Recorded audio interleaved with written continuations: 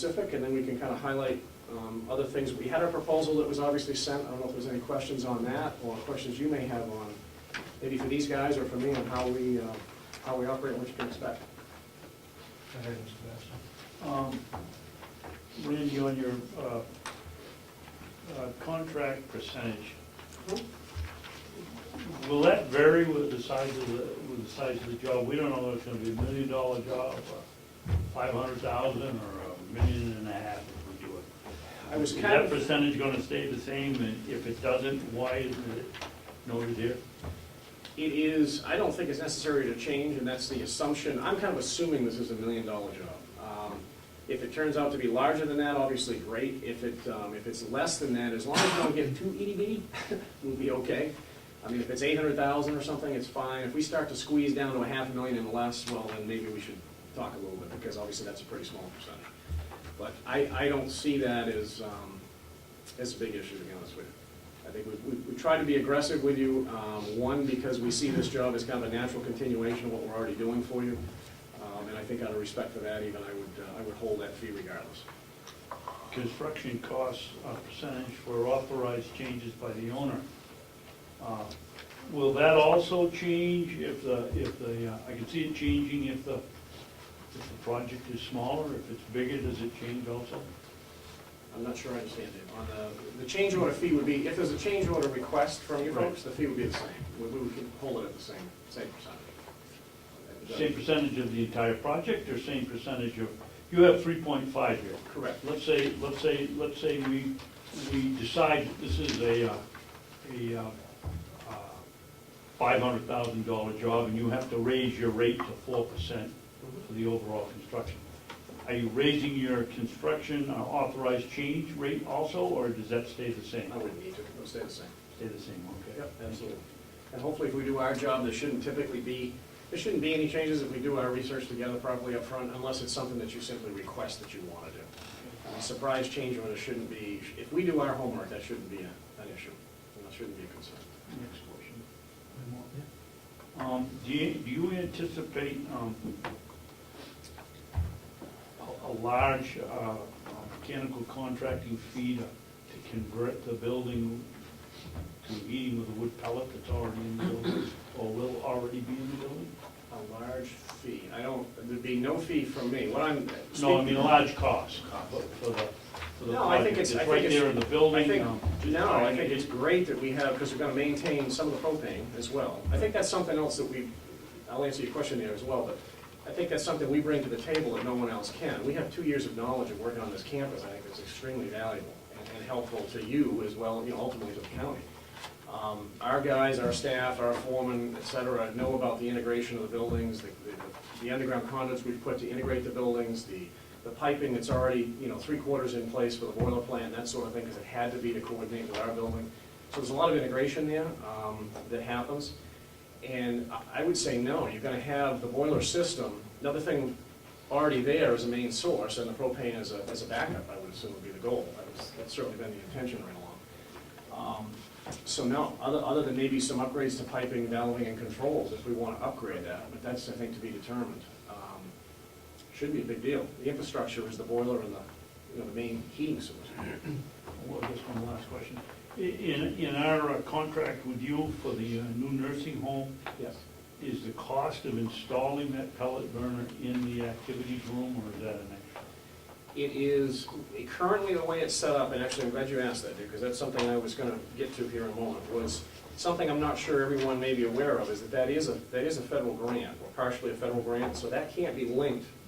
The cost of that can't be linked really to either contract, or you muddy the monies that are in the other two, if I understand it correctly. You've got Davis-Bacon requirements, you've got other things involved with that installation, and my recommendation being that it's federal money, that it's completely separate. What I was going to suggest is if you choose us to... Randy, you've lost me. We've got a grant for the pellet burner. No, let me... If we have one to go run the pipe, and we got one for the pellet burner. Correct, but there's... Where is the problem? It isn't a problem, but let me tell you what you need to do. If you choose us to work on this project, what I would recommend is we have a contract to do the main nursing home right now, the new building. You would have a contract for us to work with you to do the renovation, whatever it may become that we work with as a group.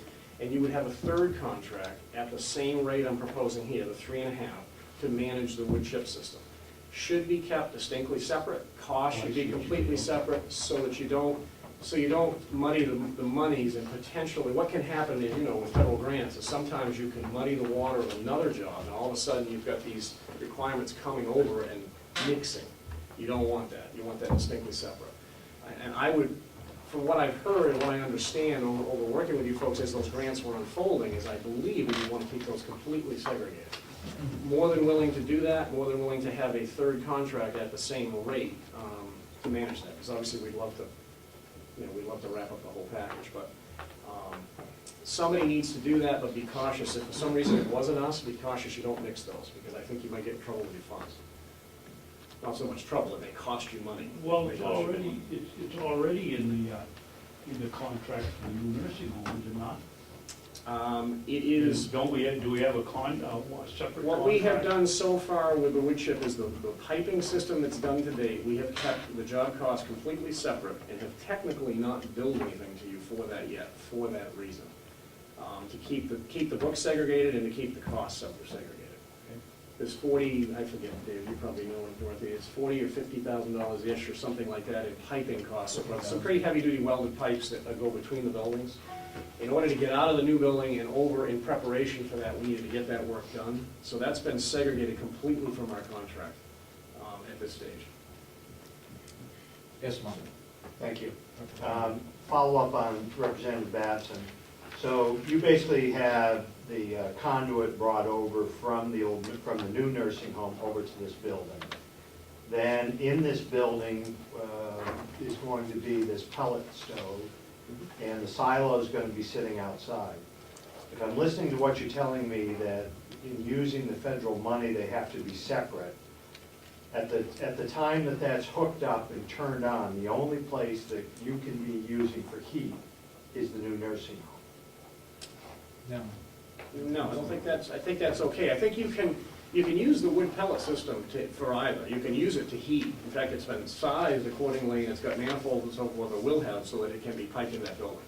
The issue, I think, is really just a paperwork one, Mark. I think it's just a matter of making sure, being extra cautious not to mix the monies. Because of the restrictions on the grant. Okay.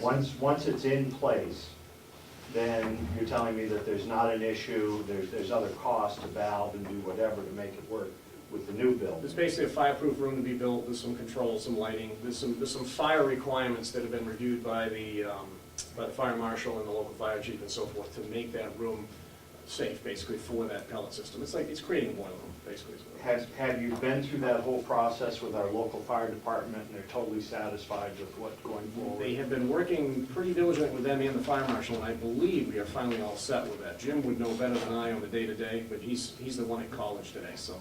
Okay, But but I would hope it'll be signed off so that we know, Absolutely. so that they won't have any issue going forward. I believe we actually have letters now, and if we don't, they're in the process of being written from the fire marshal. You mentioned in the beginning, working seamlessly, finishing that project and coming to this project. When would you anticipate being able to move over and work on this project? I think it's really whenever you folks will be ready, but ideally right now the discussions are occupying the new nursing home in September, and I would say any time after they are comfortably out of that and you wanted to start that, it could start.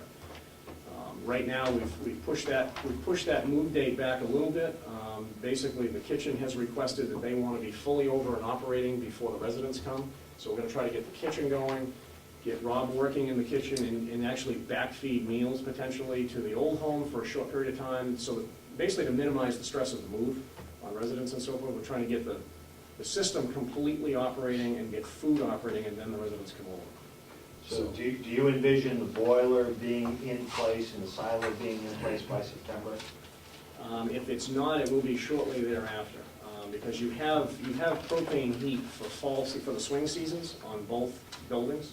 So we've moved, there's some furnaces coming over, some of your newer furnaces that you put in the old building are being relocated to the new building. And then there are others remaining behind. So in the swing season, you're covered for both buildings. The boiler is, the wood chip plant, or the wood pellet plant, is actually the primary heat in the colder weather, for the colder season. So that needs to be up and going before we really settle into winter. It doesn't necessarily have to be going for September. And if part, Right. As far as final function. Thank you. If part of this project is roofing, which it's going to be, and whatever size building, whether it be the core and or wings, how much of a cost is that going to add to us? Or you don't see that as being a problem, building over this new boiler around this silo and so forth? Do you see that being any more cost to us? No, the silo is external, it'll be on a pad, that'll be mounted adjacent to the building. The main building, we've done a fair amount of looking at already, which is pretty much, it's a variety of systems because it was built at a couple different times, but the main building is from the 60s, the addition in the back I think was the mid-80s. But the main wings of the building, from what I can see, are pretty much a decking and lightweight concrete. So they're very durable, very solid. Whatever we do up above is really just becomes a watertight issue, just trying to keep the weather out. On the question on the silo, I understand that's arriving shortly. Is that coming before June or something? I think the delivery, It's in June. commissioners are handling most of that, but I think the delivery component of that is June, from what I understand. And if I could just indulge me, when that arrives, coming in one piece, two piece, whatever, is it being fabricated on site? No. It's coming in on a trailer. They've got a crane on the trailer that will lift it up, put it right in place, right on the cement slab. The entire silo Entire is silo. coming? I haven't seen the final spec on it, Mark, but it may be sectionalized, but I suspect it's assembled as much as I think it's possible. all- And there may be some minor on-site fabrication, but it stands up on a concrete pad, and it's external to that room. Would you be able to give us some idea, because if we're taking down buildings next to it, could you see the construction of tearing down around that not being an issue if that silo's in place? The way it's been located, it's not an issue. No, not an issue at all. You and the other contractors had started your pricing, figuring on $1 million building and going from above that. Are you folks all looking at the scope of the project and feeling that it's probably in that neighborhood? Because the commissioners are the impression that we're $500,000 or less. Wondering Well, how I you think- started with that number. I think the project, to be honest with you, I think the only reason the $1 million is a dart out of the sky, quite frankly. And it came originally because of some of the study work we did along with EGA. When EGA did their study for you folks for the building, just to get an idea, was it worthy to save at all? And if so, what would we use it for? I'm only privy to some of those conversations, so what you as a committee want to do with that building, it can be 200,000, it can be 2 million, it's really up to you, because what is the need, right? I mean, I've heard 10 or 12 different ideas. If there is a need in the county, I'd hate to see it torn down, obviously, because it's a sound building. It's dated, but it's very sound. It's masonry, it's joist deck, it's got lightweight concrete on the roof. It's a solid box, as office space, as whatever. I know the cooperative extension seems to be the primary use, and from what I've heard, that makes sense. You're paying rent, so I mean, that makes perfect sense. How far beyond that? I see it as we're here to help you figure that out. Do you want to do your own laundry?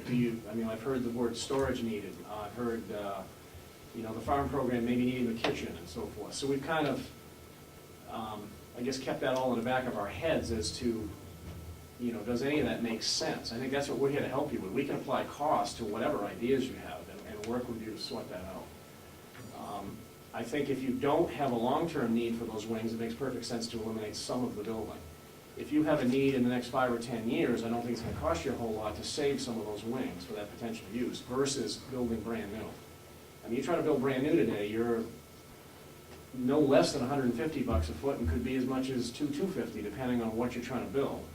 If you're trying to save something you've already got, just to put a new roof on it, you're probably, I don't know what, 10, 15 to $30 a foot. So you're 10% or 15% of the cost of new to keep it weathertight, keep it protected.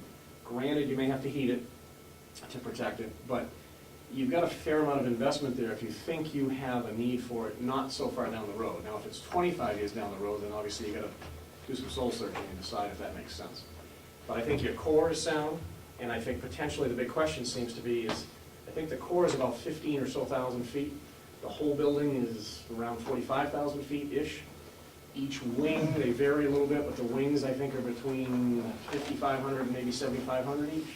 So you kind of have to say, all right, what is our need, and examine that, because demolition really, obviously, is not, it's all money, but it's not that expensive compared to trying to heat and protect that kind of square footage. So I think you just have to sort out. Thank you. I appreciate your perspective. But I would hope, unlike the last project, we're going to have, as a delegation, commissioners, a much better idea of what it is we really need this time as opposed to what our wants and what's gonna be happening years down the road.